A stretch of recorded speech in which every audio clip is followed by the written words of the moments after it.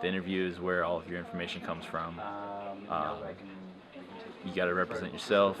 You're representing the Plainsman. You got to come across. You got the social skills to get to know people and talk to them and get the information out. But at times you have to be kind of cutthroat about it, and if you have to ask more questions and know something else about it, get more details.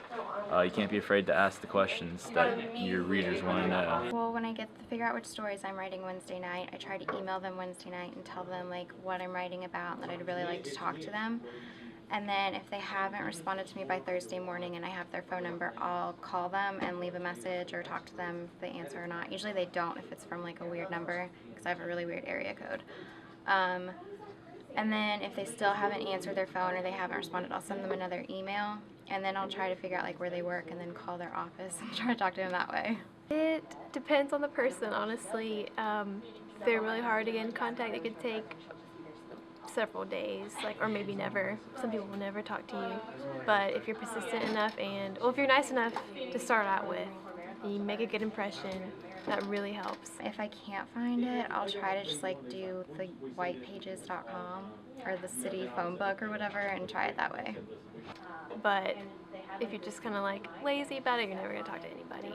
They don't pick up their phone, you find out their place of business, and we do Auburn sports report, or I do Auburn sports reporting. The Plainsman is Auburn news. Everything's around us. You just got to go there and talk to them. It's a little bit weird, yeah. I feel a little stalkerish sometimes. Do you have any particularly weird interviews? I try to always do it in person.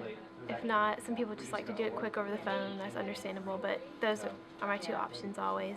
Some people are just, it's like being camera shy, where you got a guy with a recorder out in front of you and you just want to watch what you say, and you just got to kind of squeeze out the information, I'll have my recorder, but I also take notes. I do both, and I let them know I have a recorder just in case they're weirded out by that, but no one's ever said anything, so that's always been fine.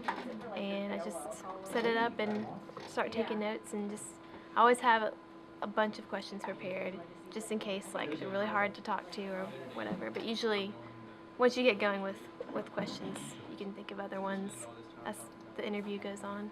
I can't comment too much about the Harvey Updike case, but in that situation, I was, on hand for another court case, and I went up and talked to a guy who none of the professional journalists wanted to go up and try to get a comment from. You never know what people are going to say.